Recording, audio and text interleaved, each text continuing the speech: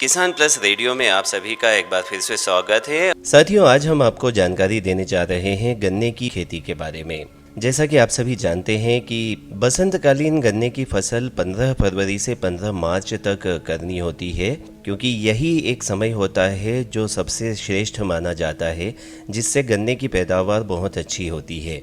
अब आप सोचेंगे कि गन्ने की खेती से आखिर क्या फ़ायदा है, तो आपको बता दें कि गन्ना की खेती बहुत ही फायदे का सौदा है, क्योंकि ये एक प्रमुख बहुवर्षीय फसल है और अच्छे प्रबंधन से साल दर साल 1.5 लाख रुपए प्रति हेक्टेयर से अधिक का मुनाफा आप इससे कमा सकते हैं। प्रचलित फसल चक्र जैसे मक्का, धान, सोयाबीन, गेहूं की तुलना में ये आपको अधिक लाभ दिलाता है। गन्ने की खेती में जोखिम बहुत ही कम रहता है। इसके साथ ही गन्ने पर रोग, कीटग्रस्तता और विपरीत परिस्थितियों का अपेक्षाकृत कम असर होता है।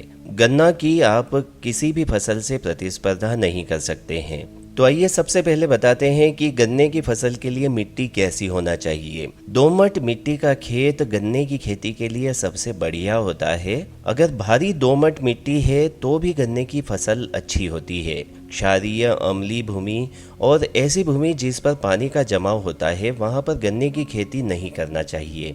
खेत को तैयार करने के लिए एक बार मिट्टी पलटने वाले हल से जोतकर 3 बार हैरो चलाना चाहिए। और अगर आपके पास में देसी हल है तो इस देसी हल से भी आपको 5 से 6 जुताइयां बहुत ही आवश्यक रूप से करना चाहिए।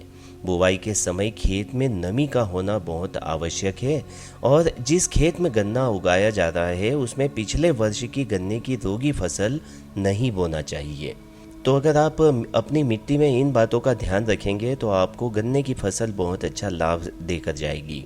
उन्नत गन्ने की खेती के लिए बीज अगर आप तैयार करना चाहते हैं तो जिस खेत से गन्ने का बीज आपको लेना हो उस खेत में अच्छी तरह से खाद डाली जानी चाहिए।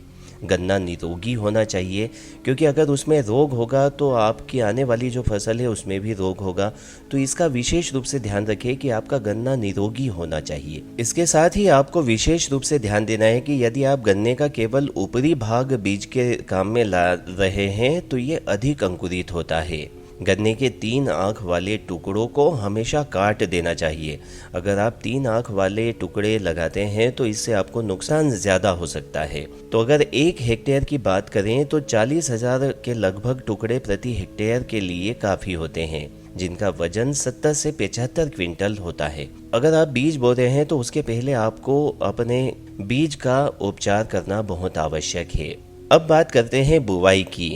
बसंत ऋतु में 75 सेंटीमीटर की दूरी पर गन्ने को लगाना चाहिए। इसके बाद उर्वरक को नाली में डालकर मिट्टी मिला देनी चाहिए। अब बात करते हैं गन्ना बोने की। सभी किसान भाई जानते हैं कि गन्ना बोने की मशीन सीडर कटर प्लांटर आती है, जिसका प्रयोग हमें बोने के लिए करना चाहिए। अब बात करते हैं सिंचाई की।